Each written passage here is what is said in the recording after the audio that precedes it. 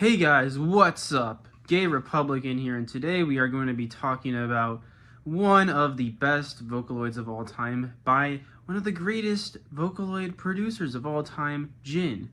Jin is an artist, producer, lyricist, novelist, and mastermind behind the Kagero project, which is off the coast of the shitty Toko Peninsula in northern Hokkaido, which honestly, just knowing that makes me really want to visit Rishiri for no reason, just because of the fact that he's from a extremely remote place. But this guy from such a remote, super duper remote area of extreme northern Japan somehow managed to produce one of the best multimedia projects of all time. And I'm here to talk about one of the best records from that multimedia project of all time, Mekakucity Records. It was released on May 30th, 2013, and it definitely added a hefty amount of lore to the Kagero project, and I'm going to be talking about that today. So the album starts off with Children Record, which I'm going to be honest, when I first listened to it, I wasn't really the biggest fan of it. I did find the lyrics to be cheesy, but the freaking intense, kind of blurry guitar in the background just slowly building into this epic J-rock instrumental with some of the most dramatic, breathtaking singing from Iya. Like, how did bro make Iya sound like a freaking opera singer to begin with? And how did bro keep making Iya sound good throughout the rest of this album? I don't get it. Okay, you wanna know how I got over my gripes with Children Records? It's because I played this at volume in my car as loud as I humanly could, just absolute deafening. I couldn't even think. It was just so deafeningly loud that pretty much the entire freeway could hear what I was listening to. Don't do that. Don't listen to overly loud music. This song alone is packed with so much information within the music video, the lyrics, a little bit of everything. Every time I go back to the music video of Children Record, there's always something that I missed before that I just Next up we get to Yobana Shi to See, which I'm gonna be honest, I am not the biggest fan of Kano. And I'm not going to explain why. If you ask me why I'm not the biggest fan of Kano, I'm just not going to answer, okay? So don't ask me that. And that just annoys me even more at the fact that Kano gets one of the best freaking songs on the entire project. What is this? Why does it have this insane drum solo? It's just so captivating and intense. It's like I'm rewatching Whiplash for the first time. It's insane. It's insane, and it goes to freaking Kano. What? I'm sorry. It's just, I don't know what to say about that. It's just, and then after that we get to Shonen Brave, which I'm gonna be honest does make the other song Kyuso Forest a bit redundant to me. But despite that, I feel like ironically both songs complement each other. Kyuso Forest being from Mary's perspective, and Shonen Brave being from Seto's perspective. And it just feels so epically cinematic, and of course, the mixing. Sometimes I say the mixing is bad, or it sounds muddled, or just sounds overblown, like every single Imagine Dragons song. So you want to know what I consider good mixing?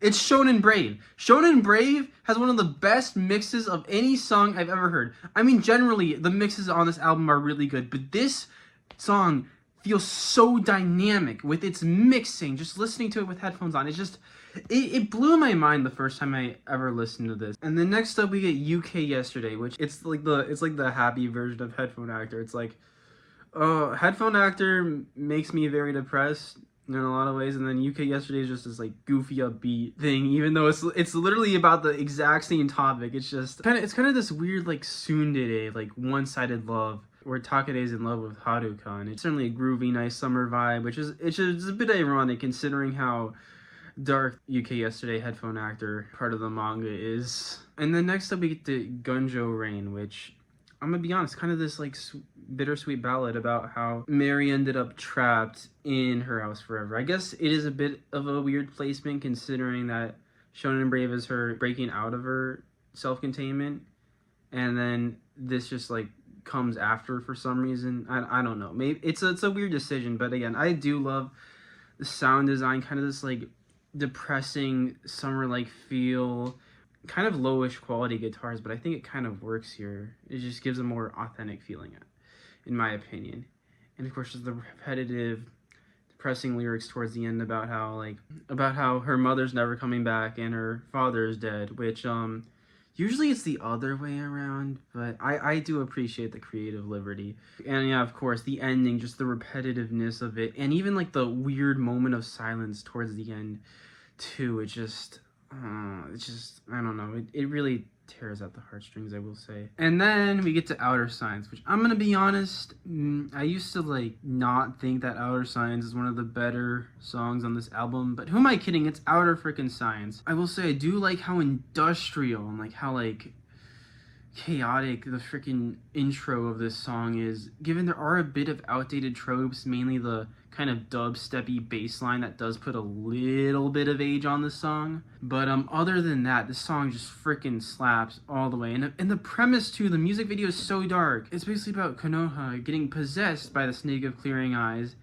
and deciding to go on a manic rampage, killing pretty much everyone who has received a snake over and over again just to torment Mary and force her to reset the timeline over and over and over again just to keep on tormenting her for the rest of eternity. And honestly, that is quite the song.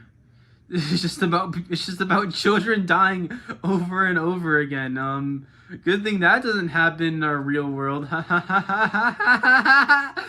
Anyways, this song freaking slaps in almost every way. And I guess my only real gripe with it is that I just wish it was a little bit more industrial and hardcore with its sound, but that's probably because I've been on a death grip phase as of recent.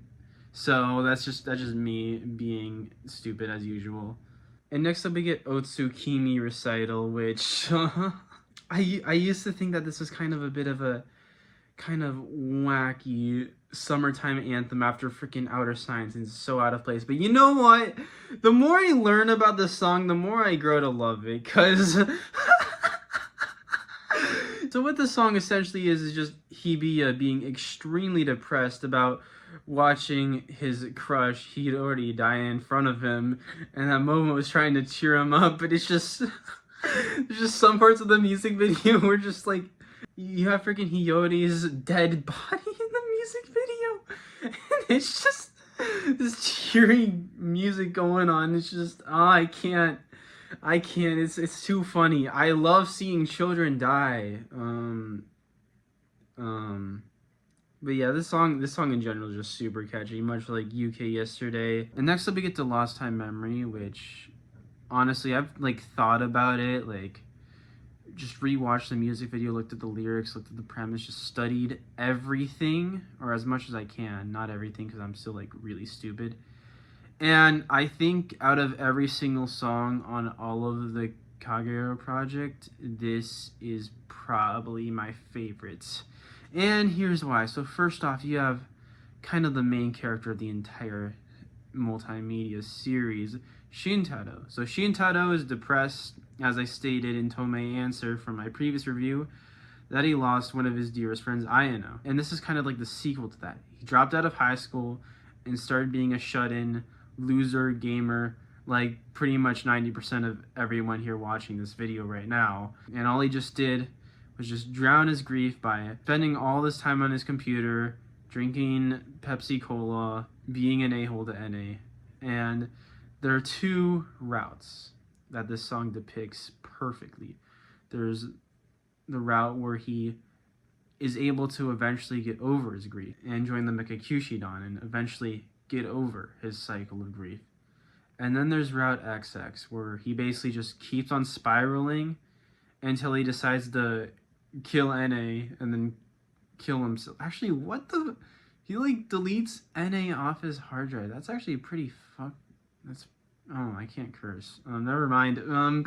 But yeah, eventually Shintaro unalives himself along with NA, and this is because he's never really able to get over his grief for Ayano. And I guess it's just such a beautiful depiction of like what happens if you like end up not being able to move on from a traumatic event in your life, or not able to move on from grief. It just ends up spiraling and spiraling and spiraling forever until it just leads to the complete breakdown of yourself and possibly anyone unfortunate enough to be close to you. And it's so horrible, and yet everything about the song is just so creative. The like fast-paced, upbeat, urgent instrumentals that I wish I wish this was on Headphone Actor. And of course, you get the summer vibes, the low setting sun, just him repeating to himself, "What have I done?" Or like, "I shouldn't have done that." And it's like, maybe if I did this, and just repeating and regret over and over and over and over and over again. And again, this song is just so dark and so lore heavy that I don't think I can get through all the nuanced details. Honestly, this is even more information dense than Children Record, and that song is already extremely information dense. And next up we get to Ayano no Kouhuku Riron, or Ayano's Theory of Happiness and Obesity Language. And I will say, I don't know why, but maybe I kind of made myself listen to this way too much to the point that I have virtually zero emotional attachment to this song whatsoever. Whoops. But still, this song is very depressing and also very information dense. It's kind of like the explanation on why I did it. I feel like I am too dumb. I don't have the authority, or it's not within my range to really explain this away, because I just oversimplify or something that's already oversimplified, and that oversimplification just gets oversimplified with my overly simplistic one-dimensional brain, which comes out of my zero-dimensional mouth. I can review the music though. It's just such a slow emotional ballad in the key of A major as usual, and it is the longest song in this entire record, even though it's just under 6 minutes. But it's just so beautiful, just slowly builds on itself into this epic guitar-filled climax, and it's just so beautiful, so heartbreaking. In the context of the Kakuu project, once you get to this part, it's just so satisfying. It's just like everything finally kind of makes sense a little bit. The entire concept of the song is just so beautiful and so saddening, and I understand why. Some people say, "Oh, it changed my life," and it's just like freaking vocaloid J-rock song designed for 14-year-olds. You're overthinking it. But the next up we get to Mari no Kakuu Sekai, which honestly might be the most underrated track on this entire record. I do kind of like the swinging tempo, just kind of back and forth and back and forth, and of course you have the strings. This song is so beautiful with strings. I don't know what it is, but like strings with vocaloid, we need to do that a lot more. Like, I rarely ever hear that. It's about Mary being tired of watching her friends die over and over again, just wanting to, and just hoping that one day the entire Mekakucity could live with her for eternity, which, again, nice sentiment.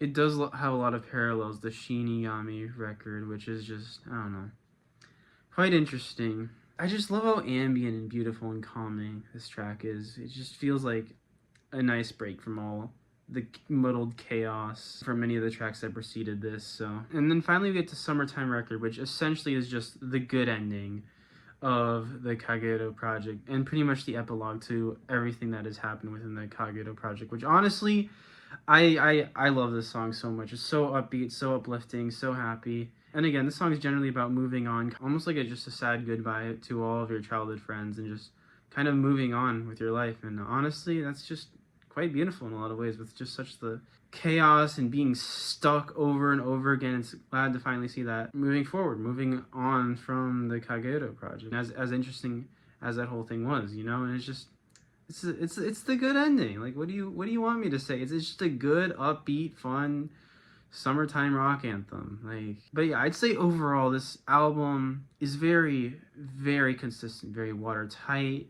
There's almost no moments at all where I'm just like, oh, maybe there's like some where I'm just like, this, I think this song would be better with or without a little bit, maybe just some minor adjustments. But other than that, like, objectively speaking, there isn't really a dull moment on this album. It's so engaging, it's so visceral, explosive, interesting, saddening, heartbreaking. It's essentially just almost like a cinematic masterpiece in a way. It's just, there's not really much room for complaint. Like, objectively speaking, there isn't much room for complaint. It literally just pretty much boils down to personal preference and not much else. So I guess in that way, how I see it, it'd be pretty unfair of me to really rate this too low. So, you know what? Screw it. 91 out of 100. I'm giving this 91 out of 100. Like, there's definitely other albums that I do have more of a personal connection to that I have rated lower, but this album deserves to be in the 90s range.